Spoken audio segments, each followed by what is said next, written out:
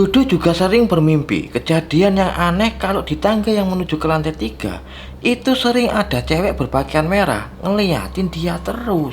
Betapa kagetnya Dodo karena melihat cewek di atasnya berbaju merah hanya dengan jarak 1 jengkal saja guys. Dia ngelihat jelas wajah dari cewek itu. Dia tersenyum dan lama-lama senyum itu semakin lebar sampai ke kuping. Assalamualaikum warahmatullahi wabarakatuh. Oke, karena sekarang udah ada di malam Jumat, saatnya aku membawakan cerita seram buat kalian. Dan kali ini aku ingin menceritakan pengalaman teman aku yang ketika dia sedang berkuliah di salah satu kampus yang terkenal di kota Jember. Nah, teman aku ini kan anak perantauan ya. Jadi dia itu kos di salah satu rumah di Jember yang menurut dia itu nyaman dan deket dengan kampusnya. Oke, sebut aja narasumber kita kali ini namanya Tono. Peristiwa seram ini terjadi pada tahun 2013 silam katanya, yang mana kejadian mistis masih dipercaya banyak orang pada waktu itu. Nah, kosan yang terlihat nyaman di luar bagi Tono ternyata menyimpan sebuah misteri dan rahasia yang menyeramkan. Di kosan itu banyak gangguan dan kejadian janggal yang dialami oleh beberapa teman seangkatannya Tono. Kejadian apa yang mereka alami dan apa penampakan yang muncul di depan mereka? Jangan lupa subscribe dulu dan bunyikan loncengnya ya. Tono merupakan tipe orang yang cuek, dan kalau dia udah nyaman di kosan dari awal masuk sampai lulus kuliah pasti betah banget dia di situ. Tempat kosnya Tono ini terletak di dalam perumahan warga yang lingkungannya bisa dibilang cenderung tenang ya. Rumah pemilik kosnya pun tidak jauh dari kosannya Tono, dan bapak kosnya Tono ini katanya baik banget. Kalau ada yang bermasalah di tempat kos langsung dibetulin secepatnya. Tono menggambarkan kalau kosnya ini bisa dibilang luas ya, memiliki 3 lantai dan bangunannya berbentuk letter U. Nah, lokasi kamar Tono ini berada tepat di samping tangga yang menuju ke arah lantai kedua. Lalu ada juga temannya Tono. Nah, ini nih temannya Tono yang seangkatan, sebut aja namanya Dodo. Dodo menempati kos yang sama dengan Tono, cuma kamarnya itu ada di lantai 2 ya, dan tepat di depan tangga yang menuju ke arah lantai 3. Kata Tono nih, Dodo merupakan orang yang religius dan dia mempunyai indera keenam. Cuma tidak terlalu sering lihat penampakan ya, hanya bayangan-bayangan aja katanya. Berhubung Dodo ini mempunyai indera keenam, Dodo ini mengalami peristiwa horor yang ada di kosan itu guys. Kalau tidak salah ingat, Tono waktu itu bilang kalau kejadiannya sekitar pertengahan tahun 2014. Ini udah mulai masuk nih ya. Pada waktu siang hari, saat itu Tono dan Dodo sedang ada di kosan karena memang tidak ada kelas pada waktu itu. Nah, saat itu Tono bangunnya siang hari guys, karena saat malamnya Tono dan Dodo ini bergadang sambil main PS. Ya maklumlah guys, karena besoknya memang hari Minggu ya, jadi waktunya mereka bisa santai dan menikmati hari libur gitu. Pada keesokan paginya Tono ini kebangun jam 9 pagi, dan biasanya kalau jam segitu perut terasa lapar kan ya. Nah, Tono ini berniat ngajak Dodo untuk makan bersama pada saat itu. Sewaktu Tono keluar dan mengarah ke arah kamarnya Dodo, Tono kaget karena ngelihat Dodo seperti orang bingung sambil membawa sapu di tangannya.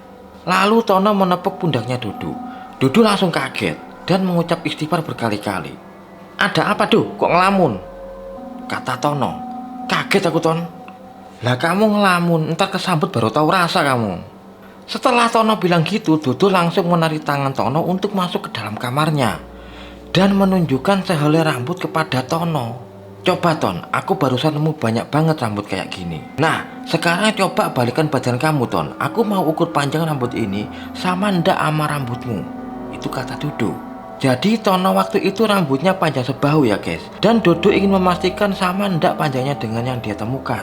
Setelah Dodo mengukur rambut yang dia temuin dari kulit sampai ujung rambut, ternyata rambut yang Dodo temuin ini lebih panjang daripada rambutnya Tono. Nah, lalu Dodo bingung sambil ngomong dalam hati, kalau bukan rambut Tono, terus ini rambut siapa? Gitu. Emang ada apa sih Do? Kok kayaknya penting banget? Nah, karena Dodo ndak ingin nerusin kejadian yang dialaminya, Dodo langsung ngajak Tono untuk makan dan ngelupain kejadian waktu dia nyapu. "Ndak apa Ton, kita pergi makan aja yuk, aku udah lapar nih." Waktu demi waktu mereka lalui, dan karena kesibukan mereka berdua, mereka jarang ketemu di kosan maupun di kampus. Jadi sama-sama sibuknya ya, yang Tono sibuk organisasi dan yang Dodo ini sibuk sama acara di masjid. Tono cerita waktu itu, karena sudah jarang ketemu sama Dodo, akhirnya dia pengen ngajak Dodo buat nonton Liga Inggris bareng-bareng. Tapi sayang sekali, pada waktu itu Dodo ini tidak ada di kamar guys, dan lampunya ternyata gelap gulita. Kok tumben Dudu tidak ada di kamar, pikir Tono. Keesokan harinya Tono ketemu sama Dudu di kampus, lalu menanyakan perihal tadi malam. Kamu tadi malam kemana, Du? Mau tak ajak nobar kok malah tidak ada di kos? Sudah 2 minggu ini aku tidak balik ke kosan, Ton. Takut soalnya. Tono lalu bingung. Emang ada apa kok sampai ketakutan kayak gitu waktu di kos?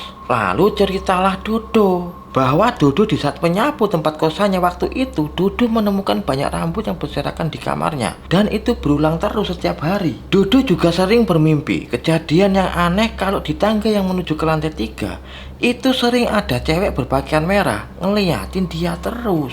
Tetapi Dodo ini masih bertahan ya guys. Dia berusaha untuk berani walaupun sering diteror. Tetapi di suatu malam Dodo ini kebangun sambil setengah sadar dan ngelihat ada cewek berbaju merah sedang ada di depan kamar Dodo. Karena ngantuknya Dodo, dia semacam tidak peduliin sama penampakan itu. Dia lanjutkan tidur karena posisinya emang ngantuk berat. Di saat Dodo mulai tertidur, tiba-tiba pipi Dodo ini gatal. Lalu dipeganglah pipinya dan sedikit membuka mata. Betapa kagetnya Dodo karena melihat cewek di atasnya berbaju merah hanya dengan jarak 1 jengkal saja guys. Dia ngelihat jelas wajah dari cewek itu. Dia tersenyum dan lama-lama senyum itu semakin lebar sampai ke kuping. Dodo saat itu tidak bisa berbuat apa-apa karena ngerasa kalau tubuhnya tidak bisa digerakin. Sampai akhirnya Dodo menyerah dan memutuskan untuk sementara waktu nginep di kosan temannya yang bernama Amir. Sewaktu Dodo pulang ke rumah orang tuanya, Dodo bercerita kepada pamannya kalau dia sering diganggu sama cewek yang berbaju merah. Nah, kebetulan pamannya ini orang ngerti ya guys. Lalu akhirnya Dodo ini dikasih minum dengan segelas air putih sambil semacam dipagerin sama pamannya. Dari situ aku ndak pernah dimimpiin lagi tuh nama kuntilanak itu. Tono kebingungan, apa Dodo beneran ngalamin kayak gitu? Karena dia selama ini aman-aman aja di kosan. Dodo menceritakan lagi bahwa dia juga pernah ngobrol sama temannya yang bekas tinggal di kosan tersebut. Kosan Dodo ini mempunyai peraturan yang tidak pernah tertulis selama ini. Yang pertama, boleh ngadain acara apapun, tapi sesudah itu wajib dibersihkan kembali. Yang kedua, ndak boleh berisik setelah lewat jam 12 malam. Dari cerita itu Tono mulai khawatir nih guys, karena dia udah mulai nyaman di tempat itu. Nah, di sini Tono ndak kekurangan akal. Dia ngajak temannya yang bernama Vino untuk nemenin dia kos di tempat tersebut. Nah, Vino ini adalah orang yang super dan mempunyai banyak teman pada waktu itu. Dan kebetulan dia juga seangkatan dengan Tono, cuma beda jurusan aja ya. Saat ditawari oleh Tono, akhirnya Vino ini mau ngekos bareng di kamar yang berbeda, yaitu di sebelah kamarnya Tono. Menurut cerita, saat pertama kali Vino pindah di kosannya, dia ngerayain tempat kosan baru dia. Ya mungkin pertama kali ngekos ya guys, jadi semacam lebih bebas gitu. Vino ini mengundang teman-temannya dan menyalakan musik yang kenceng banget pada waktu itu hingga pukul 3 pagi. Pada waktu itu memang udah terbiasa ya, kalau kosan cowok itu biasanya ramai banget.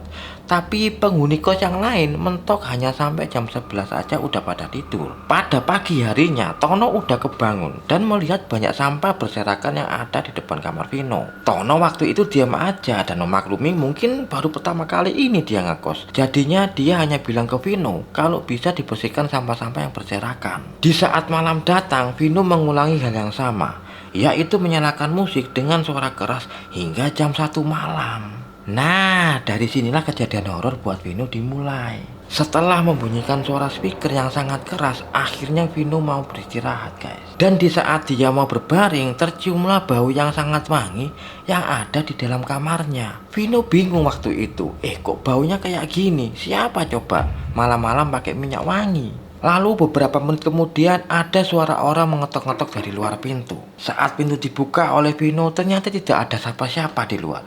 Yang ada hanya udara yang sangat dingin waktu itu.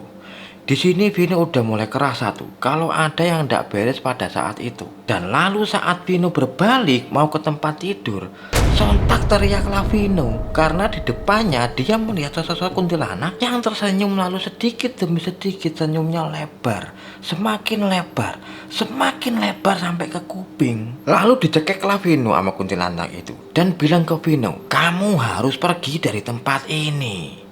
Sontak Vino langsung tidak sadarkan diri waktu itu. Hingga pada pagi harinya dibangunkan oleh Tono dan teman kos lainnya. Sebut aja namanya Arif. Diceritakanlah kejadian semalam kepada Tono dan Arif waktu itu. Setelah mendengar penjelasan dari Vino, akhirnya Arif angkat bicara. Dan dia bercerita bahwa yang datang pada waktu itu dia menyebutnya Mbak Merah. Dan memang sengaja dipasang oleh pemilik kos untuk menjaga kosan tersebut. Jadi Arif ini salah satu penghuni kos yang udah lama ya. Aktivitas dia itu bukan kuliah, tapi bekerja pada saat itu. Arif cerita lagi, bahkan dulu pernah ada orang yang masuk ke kosan tanpa izin, lalu mau mencuri motor salah satu anak kos. Tanpa diduga saat maling itu mau mengambil motor, muncullah Mbak Merah berdiri di atas motor yang mau diambil. Weh, mantap. Ya spontan malingnya langsung teriak dan akhirnya ketangkep sama warga. Nah, gara-gara banyak anak kos yang sering melihat Mbak Merah, bapak kos akhirnya semenjak saat itu sering menaruh sajen di beberapa lantai guys. Konon Mbak Merah akan ngeganggu anak-anak yang emang nakal atau mungkin yang buat keributan di kosan. Dan kayaknya gak mungkin kalau bapak kos ngasih peraturan yang tidak tertulis kalau tidak ada apa-apa kan. Setelah Arif cerita seperti itu, akhirnya Vino pindah ke kosan lainnya. Dan Tono tetap menempati kosan tersebut dengan aman tanpa gangguan. Coba bayangkan, misal kamu berada di dalam kos tersebut, apa yang kamu lakukan? Komen di bawah. Oke, sekian cerita horor kali ini. Jangan lupa subscribe dan bunyikan loncengnya biar kamu tidak ketinggalan cerita selanjutnya. Bye-bye.